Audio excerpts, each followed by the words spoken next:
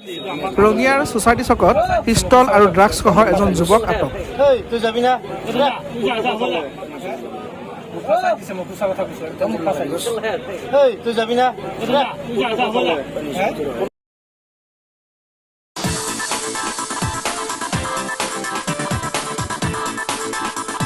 Rangia society চকত 31 নং ৰাষ্ট্ৰীয় ঘাইপথৰ সমীপত তামোলপুৰ আৰক্ষীৰ বিশেষ খবৰৰ ভিত্তিত ৰঙিয়া আৰক্ষীয়ে জাউল হক নামৰ এজন যুৱকক আটক কৰে। যুৱকজন AS01Q1328 নম্বৰৰ দুচকীয়া বাহনত নিজা ঘৰ বাক্সা জিলাৰ কাউৰবাহাৰ পৰা আহি ৰঙিয়া সোসাইটি চকত উপস্থিত হোৱাৰ লগে লগে ৰঙিয়া আৰক্ষীৰ দল এটাই আটক কৰে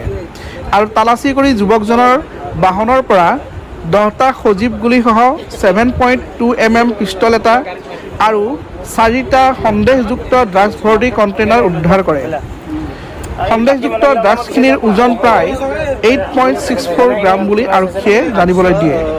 আনহাতে ধৃত জিয়াউল হকে কাউৰবাহা অঞ্চলৰে এজন যুৱকে পৰিকল্পিতভাৱে তেওঁক জালত পেলোৱা বুলি মন্তব্য কৰে।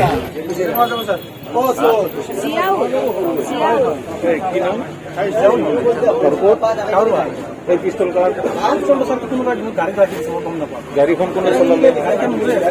এনে কি কৰা তুমি ক'ৰ পৰা ক'ত যাব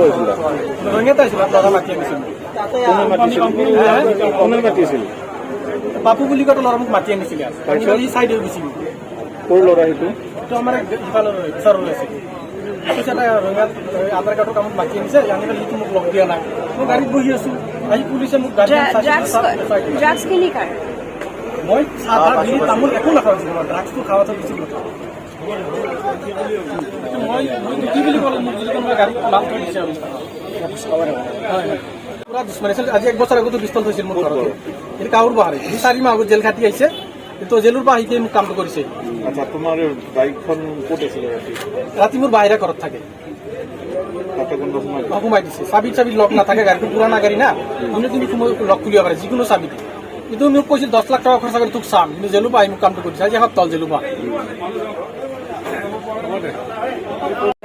মই নলবাৰীৰ পৰা মা আহি আছে নলবাৰীৰ পৰা আহি থাকিলে মানে 10 মিনিট 20 মিনিট লাগিব বুলি কৈছে। মই তাত বহি থাকোঁতে ডাইৰেক্ট পুলিচৰ গাড়ী এখন আহিছে আহি কিনে গাড়ীখন ৰাখি কিনে এই ইয়াতে এখন কি গাড়ী বুলি কয় এখন গাড়ীখনৰ পৰা ডাইৰেক্ট